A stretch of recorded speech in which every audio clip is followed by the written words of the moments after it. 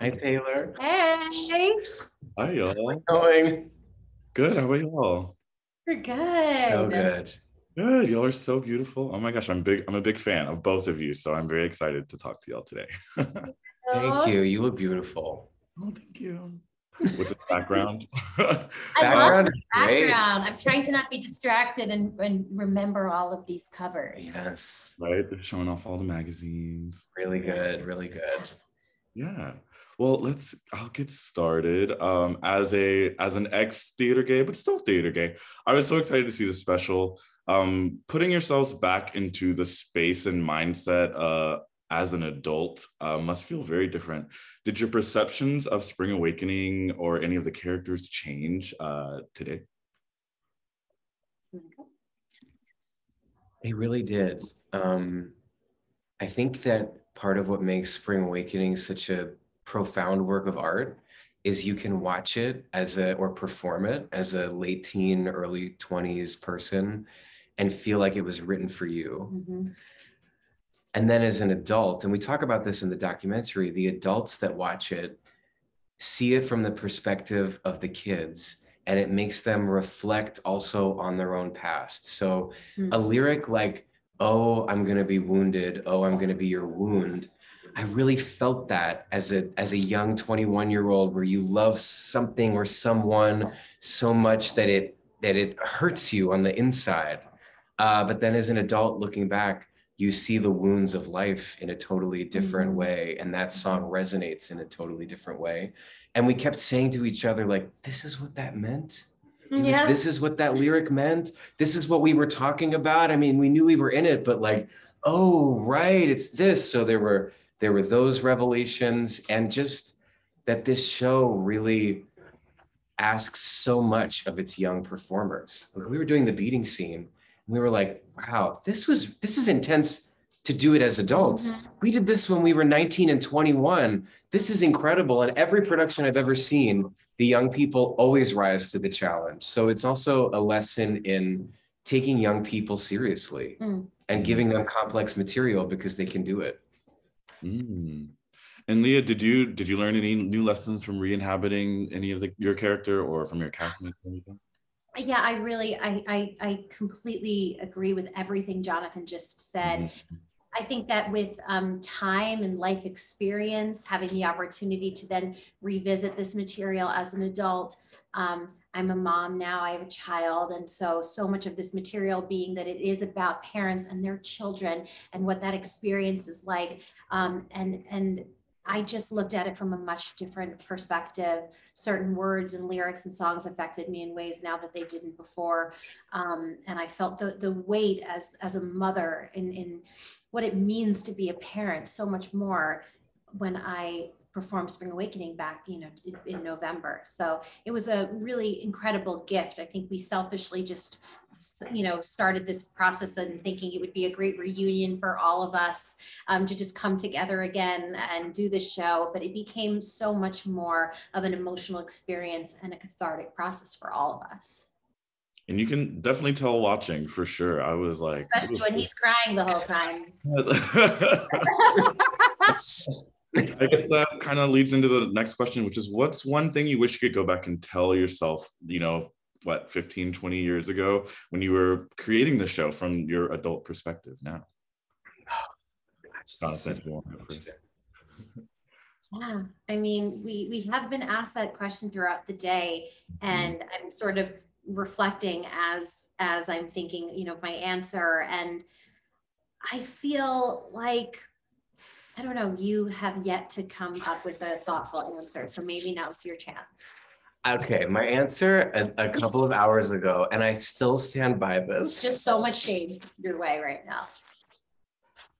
Is to tell myself. Oh my God, are you seriously going to give the same answer to get more massages? To get more massages. So I collapsed on the street. So I talk about in the documentary, I was closeted. Are you saying that you didn't take good enough care of yourself back then? And you no, it's about like, because I don't want to say that I would say to myself, be out of the closet, because you can't tell someone that isn't ready to come out of the closet. Yeah. So I don't want to say that to my younger self. But I've collapsed on the street 3 days before the Tonys. my neck seized and I like fell on the ground. And our music director sent me to get acupuncture. And the acupuncturist saved my life, really. She like allowed me to be able to perform that night. I couldn't walk. And she said, you're storing a lot of energy in your neck and you need to like work. I was storing all the stress. Stop. I was storing all the stress and the compartmentalization of what I was going through. I didn't feel stressed because I was so shut down to the complexity of what was happening that I was storing all the stress in my body, and it caused me to collapse on the street, which is why I would say to my younger self, get some body work. I love that. Great. Yeah, like, keep it going, just like, whew, I'm not answering release. this question until that comes up with a more. Body work is important. Great. I'm getting you a gift certificate for a massage every year for your birthday. That would be the best thing ever. Oh my gosh. Okay, so there was this hilarious part, Lea, that you said you screamed "Why Won't You Love Me" at Jonathan at a party. Is falling for like the gay boy just like a theater kid rite of passage? Oh God. And then I got my wings.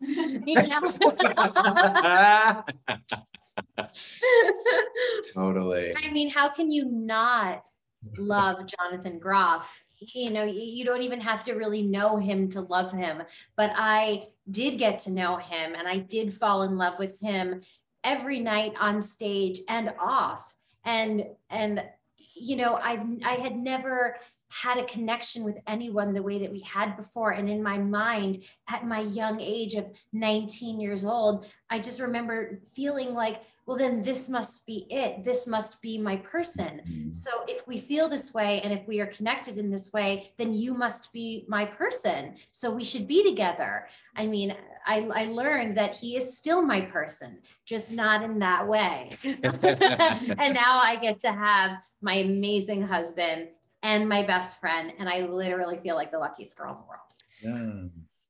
And she took such good care of me. I mean, Lea and everybody in that show and the creative team, the director, Michael Mayer, they just treated me with so much love and respect, and they respected my privacy. And I felt so safe in that space. And it was such a lifesaver to be able to express myself physically and with the singing and the acting with a group of people that weren't, I never felt judged by anyone. Mm-hmm. I never felt like pushed by anyone. And this group, it was like, we all rallied around each other with so much love. And to be able to have that experience with a group of people that just lifted me up was a gift, such a gift. Yeah. And hearing your coming out story was so beautiful, especially as a fan. I was like, wow, I never thought about it. I never really heard your story before. So it was really cool. But one of the things that stuck out to me was that you said you were nervous to come out because you were worried people wouldn't find you believable as straight. As like, you've played many straight characters now over the years, over the decades. What are your thoughts on that today? And just like, I guess it's more of a question about representation. Totally. When I came out of the closet, all of the fears of being not believable went away. It's so funny, like the irony of that it was hiding my truth made me feel like, oh, someone's going to find me out, or this won't be believable. But the minute I could walk onto a set, into a rehearsal room, into a dinner, into a party as my full self, any insecurity that I had as an actor about being believable went away. I started asking questions I didn't know about, things I hadn't experienced before. And the ability to tell my story, even in like a rehearsal room for a play, to be able to speak on personal experience only made me a better actor, a better friend, a better partner. It wasn't like I came out when I was 23 and everything was great. I came out of the closet and I was still feeling quite shameful for many years. I would say probably for about 6 years, until I did Looking. And when I did Looking and I was playing a gay character on a set with a lot of gay people, I was like, I started to fall in love with who I was for the first time. It was really that experience that really turned the corner for me.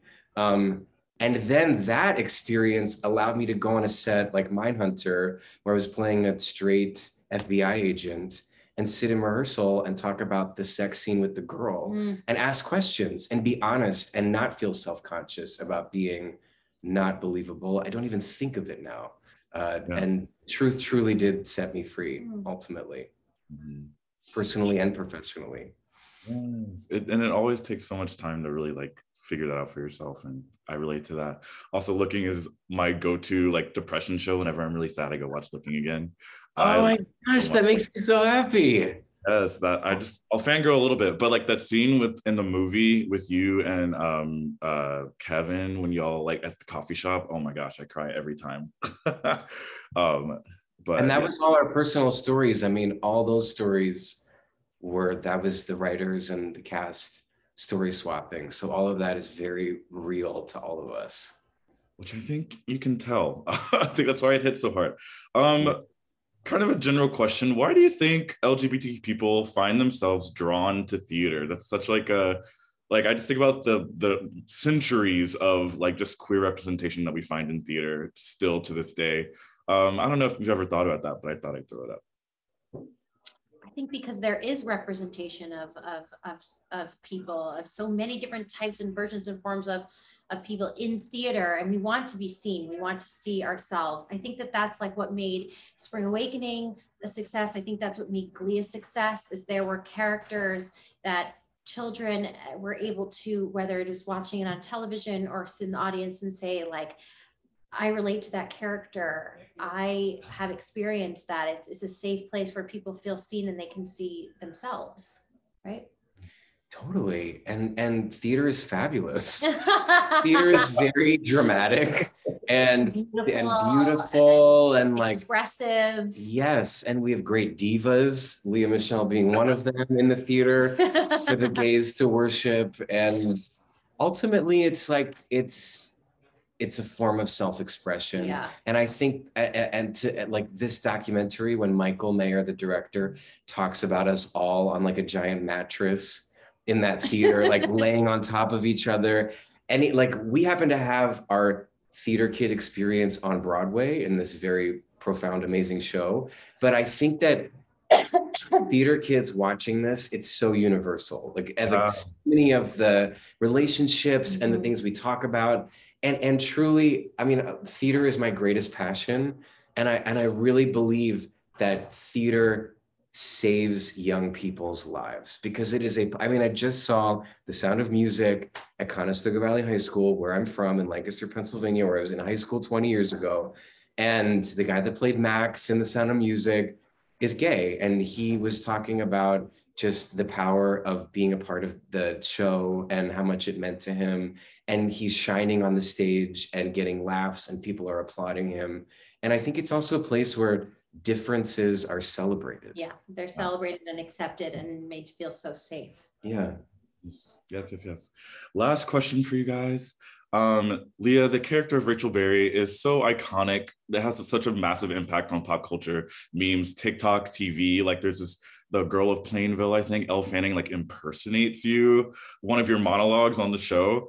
I don't know how online you are and if you're seeing all this, but I just wondered how you feel about that character kind of being cemented as an iconic part of like the culture. It really does feel like one. Oh, I mean, it was unbelievable to play Rachel Berry and be a part of Glee, a television show that, it was groundbreaking in so many ways. And Rachel Berry and Kurt and Mercedes and Finn, they will forever be these iconic characters. I think Spring Awakening was an incredible preparation for me to do Glee, because I knew with Glee, in the same way with Spring Awakening, that I was doing something important. It wasn't just about playing a character. I knew that Glee, in the same way Spring Awakening, was going to help so many kids and save lives in so many ways and help the arts and arts education. So I'm so honored to have been a part of a television show where Ryan Murphy and what we all did as a cast really helped so many people. And I got to do it with Jonathan too, which was so wonderful. We actually the other night watched Glee all night. Do you know that? Yeah, of course.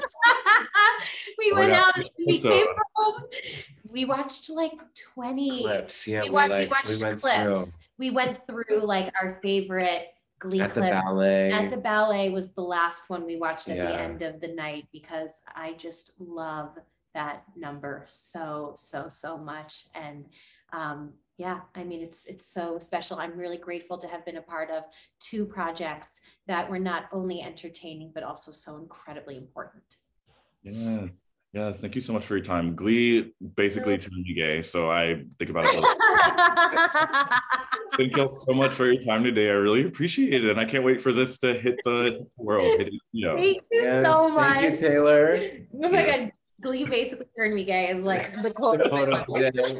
Really did. Bye.